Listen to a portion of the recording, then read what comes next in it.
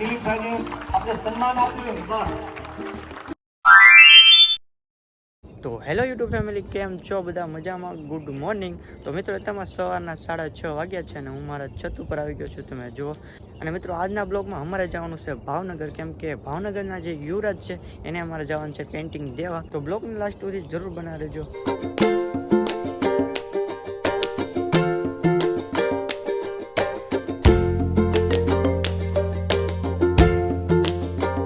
Finally અમે પહોંચી ગયા છે મોવાના બસ સ્ટેશન. મારી સાથે છે દિલીપભાઈ, જુઓ તમે. અને આ પેઇન્ટિંગ બનાવી છે, એ બનાવેલી છે.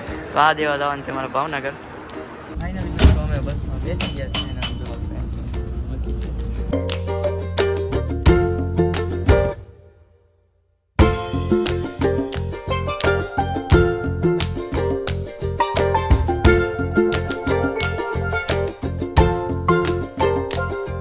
ફાઇનલી મિત્રો અમે ભાવનગર પહોંચી ગયા છે.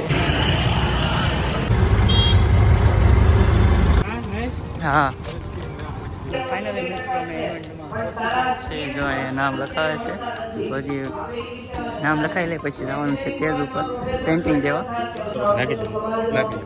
મિત્રો તમે જોઈ શકો છો કે આવી પેઇન્ટિંગ બનાવી છે.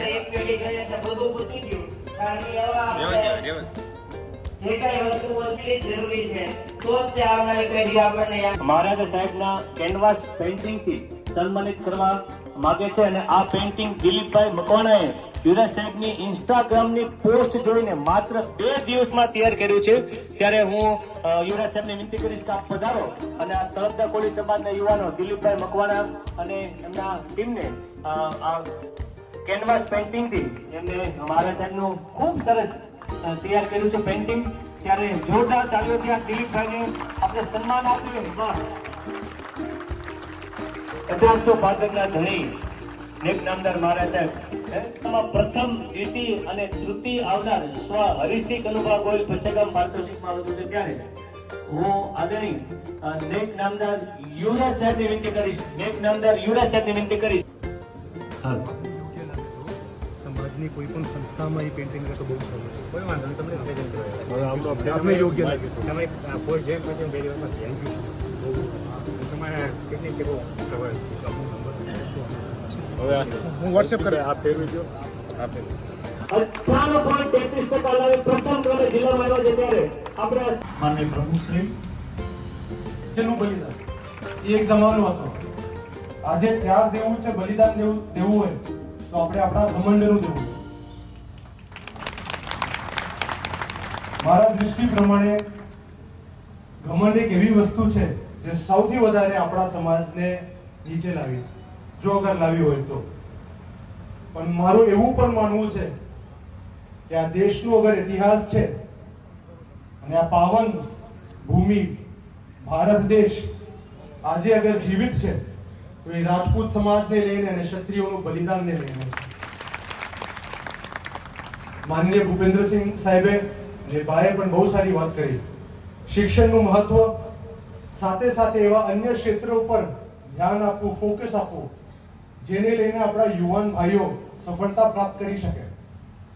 મેં આદરણીય પ્રોફેસર સાહેબને, વિમલભાઈને પહેલા પણ કીધું છે, ભગીરથભાઈને પણ કીધું છે, આપણે જ્યારે પણ કોઈ પણ સ્કિલ ડેવલપમેન્ટની વર્કશોપ રાખવી હોય, કોઈ પણ એવા ક્ષેત્રમાં જે આપણા ભાઈઓ મોટી સંખ્યામાં હોય અથવા નાની સંખ્યામાં હોય, એમાં કોઈ પણ પ્રોફેશનલ વર્કશોપ રાખવી છે. મારી દિલથી ઈચ્છા છે કે એની શરૂઆત નીલંબા કોલેજ ભાવનગરથી થવી જોઈએ.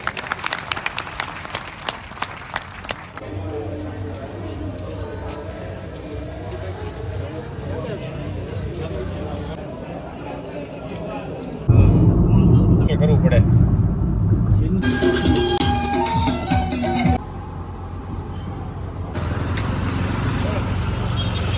મિત્રો એટલામાં અમે આવી ગયા છે ભાવનગરની રવિવારે ભરાય કેરીની એની ભરાય માર્કેટ, હોલસેલની માર્કેટ.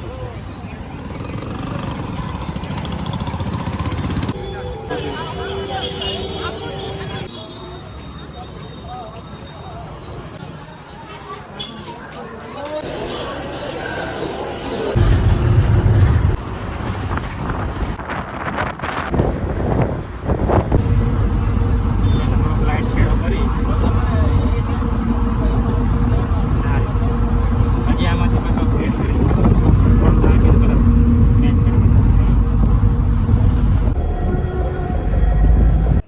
ભાવનગરથી કાલે ઘરે પહોંચી ગયા હતા. અને મિત્રો આ વિડીયો છે ને હું બીજા દિવસે શૂટ કરું છું, કેમ કે છે ને કાલે છે ને ભાવનગરથી અમે ઘરે આવ્યા અને મારી મજા છે ને હાવ ખરાબ થઈ ગઈ હતી, એટલે બ્લોગ એન્ડ કરવાનો મારે સમય જ નહીં રહ્યો. બ્લોગને આજે એન્ડ કરું છું. તો આઈ હોપ કે તમને આ બ્લોગ સારો લાગ્યો હશે. તો મળીએ નેક્સ્ટ બ્લોગમાં.